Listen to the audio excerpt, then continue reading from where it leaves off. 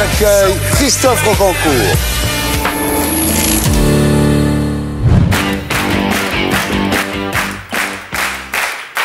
Quelle a été l'identité que vous avez préféré prendre? Rockefeller. Quelle identité avez-vous gardé le plus longtemps? Rockefeller. Quelle identité était la plus difficile à porter? Rockefeller. Quelle identité était vraiment une mauvaise idée? Rockefeller. Quelle identité vous ressemblait le plus? Écoute, tu vas être surpris. Rocancourt. C'est à Paris que tout le monde en a parlé à retrouver Christophe Rocancourt. L'homme nous a rejoint devant sa librairie préférée, l'une des plus réputées de la capitale. J'aime les livres et je vais regarder vos livres. À 44 ans, il semblerait que l'ancien usurpateur d'identité se soit trouvé une nouvelle vie, amateur d'art. Boileau. Moi j'aime les vrais gens, il a une vraie gueule. Après avoir passé plus de 12 ans en prison, Christophe Rocancourt entend bien ne pas sombrer dans l'anonymat et va maintenant se lancer dans le cinéma, presque par facilité. Je crois que je vais m'orienter dans la carrière d'acteur. Parce qu'on peut prendre du fric facilement, et comme je l'ai fait dans la vie normale. Puis c'est bien, ça me permet de m'évader. Oui. Après 10 années vécues sous de fausses identités, nul besoin de demander à Christophe s'il sait jouer la comédie. Jean-Yves Liénard, qui est mon avocat d'ailleurs. Lui aussi, voilà. Et j'avais très envie de travailler avec Christophe parce que le personnage est quelqu'un de très intéressant. Et je pense qu'il a une certaine fascination sur le public. Les gens ont envie de le découvrir, les gens ont envie de le voir, les gens ont envie de l'entendre. Donc c'est un petit peu le départ de mon projet. Christophe Rocancourt aura le rôle d'un magistrat dans un film qui retrace sa vie. Donc on va mettre des acteurs qui ont l'habitude d'être bien là. Le monde judiciaire colle à la peau de Christophe, même si aujourd'hui il se dit repenti. Nous avons maintenant rendez-vous avec l'un de ses amis, Christian. Lui a fondé le GIGN, fondateur du GSPR, l'homme de Mitterrand, 13 ans. Voilà, décoré de la Légion d'honneur. Il l'a mis où? Voilà. Et ça, c'est Luigi, notre fameux Luigi.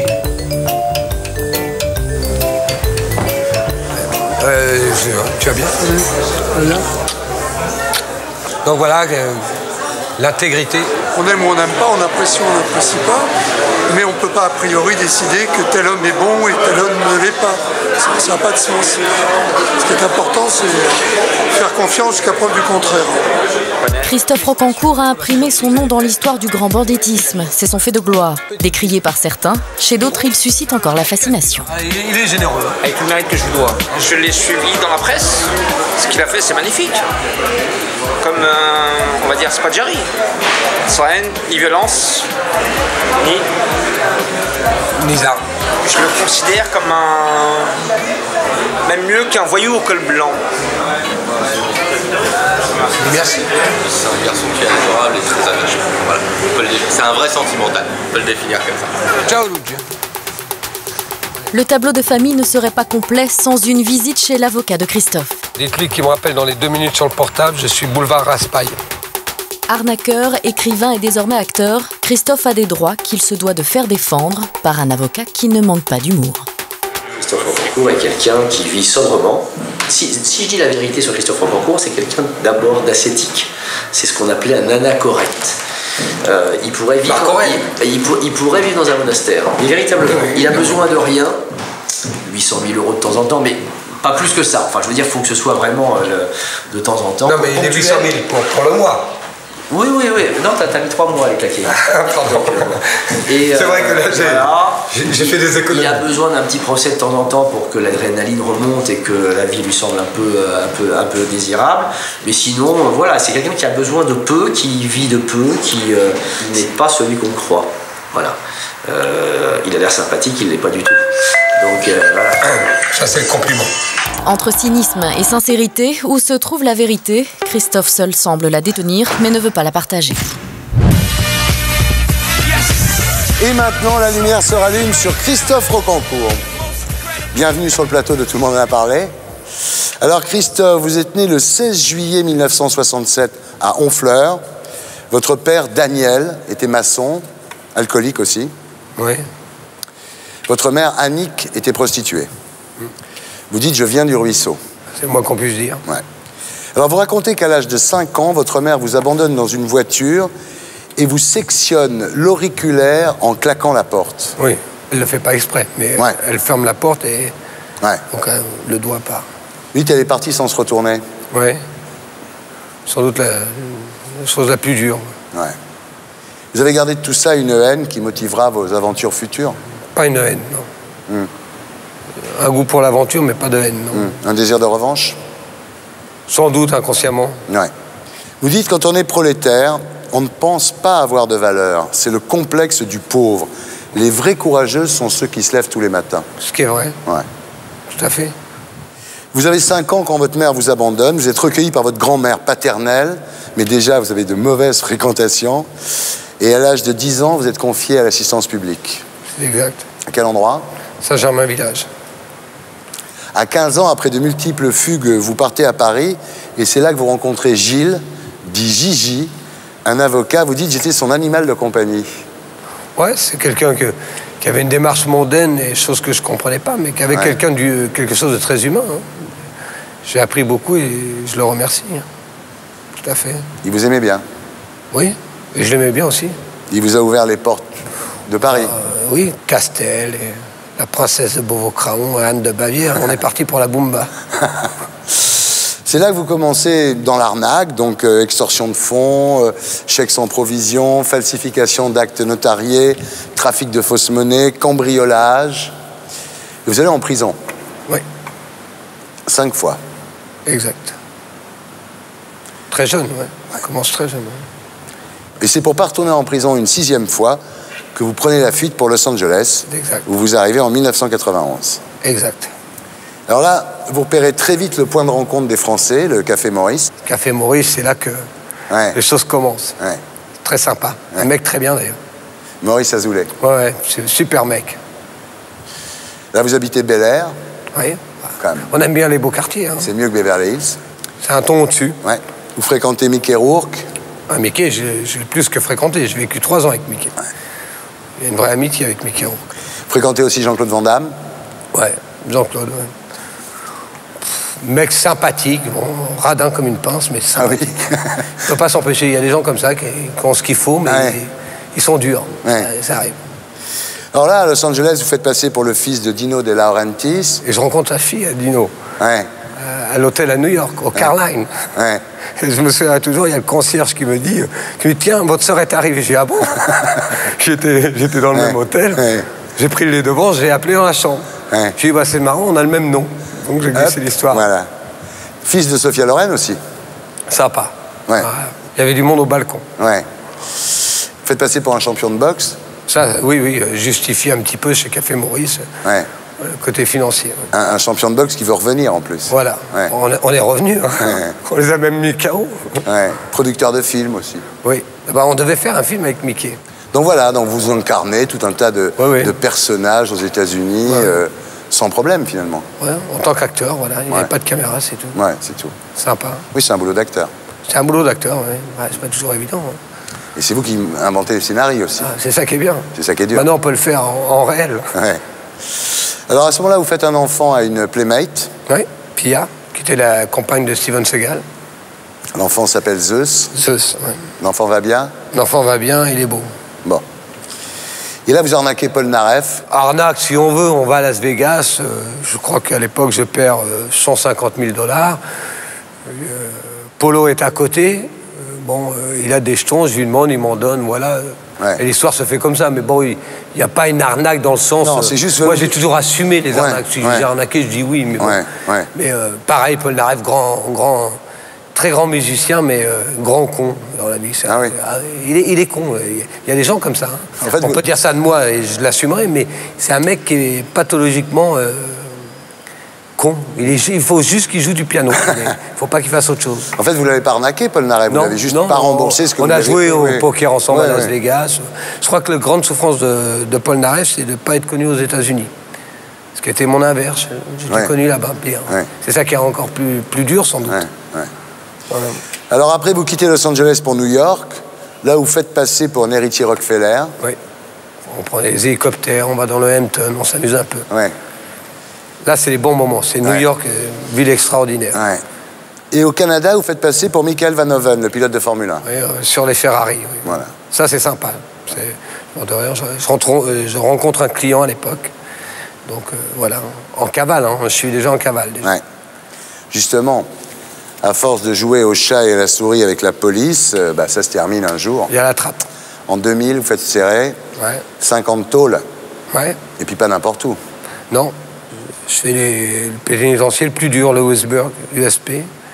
Je fais Atlanta, Georgia. Très dur. Haute sécurité, donc pas sympa, quoi. Ouais. Rien à voir avec la France. L'Amérique, elle est violente et brutale. Ouais. En France, il y a encore un petit peu d'humain. C'est vrai.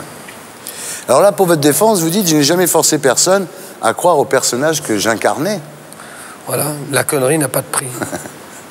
Et j'avais dit une fois dans 16 Minutes, lorsqu'on avait fait un interview, j'ai dit, si je vous demande de prendre votre cravate et que vous me la prêtez, et après que je vous la rends pas, je vous ai menti, mais je vous ai pas volé. Ouais. Il y a quelque chose d'assez miraculeux dans l'histoire. C'est-à-dire que lorsqu'on vous donne, si on vous donne 1000 €, on peut dire effectivement, il peut y avoir une arnaque. Mais quand on joue sur 200, 300, 1 million, quelqu'un qui vous amène 300 000 € en cash ou 1 million en cash, il y a quelque chose d'illégal dans la base. On fait un chèque où on dit, voilà, non mais... Ouais. D'ailleurs, j'ai jamais eu de victime lors de mon procès, ce qui est assez troublant. Alors, vous avez fait 12 ans de prison quand même, hein? Oui. J'étais un mauvais étudiant, hein. Je n'avais pas compris la leçon très vite. Ouais. Et c'est en prison que vous prenez conscience de votre notoriété aux États-Unis, NBC, le New York Times, Vanity Fair. Vous êtes une star aux États-Unis à ce moment-là. Ouais. L'Amérique a aimé l'histoire. D'ailleurs, c'est ce qui m'a aidé dans mon jugement, parce que sinon j'aurais pris... 20 ans. Ah non, beaucoup plus. J'avais 11 comptes, donc j'aurais pris par 5, voilà, j'aurais pris 60 ans. Mais j'avais le public américain qui aimait l'histoire. Donc j'ai pas subi, que ce soit les médias, c'était toujours des titres, le Playboy, c'était sympathique. Ouais. Donc il y a eu une bonne ambiance. Vanity Fair, on avait fait 14 pages.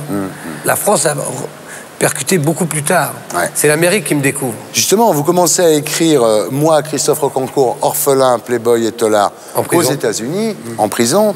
Et c'est lorsque vous arrivez en France, après votre libération en 2005, qu'on prend conscience de ce que vous êtes, de qui vous êtes, alors qu'aux États-Unis, vous êtes déjà extrêmement connu. Oui, je fais la première page du New York Times. Alors là, Thomas Langman veut porter votre vie à l'écran. C'est votre pote, Thomas? Thomas, c'est mon pote, c'est quelqu'un qui vient me voir en prison. Et c'est pas le producteur, c'est pas le fils de Claude Berry, c'est l'homme qui est intéressant. Ouais. Moi, mon rapport avec lui, ce n'est pas un rapport de producteur, c'est un rapport d'ami. Il venait me voir en prison. Ouais. Lorsque je sors de prison, c'est lui qui m'aide. Ouais. Qui est vraiment, donc il y a une vraie amitié, c'est quelqu'un qui est profond, qui a, à mon sens, qui a de vraies souffrances et qui est profond. Ouais. Ensuite, faites un enfant à une Miss France, Sonia Rolland. Ouais. L'enfant va bien? Elle est magnifique, elle est superbe. C'est mon grand amour. Voilà. Avec Sonia, c'est un peu plus compliqué. Il y a des êtres qui n'auraient jamais dû être ensemble. Ouais. Mais bon, vous savez, tout le monde a le droit de... Voilà, vous savez, les histoires de...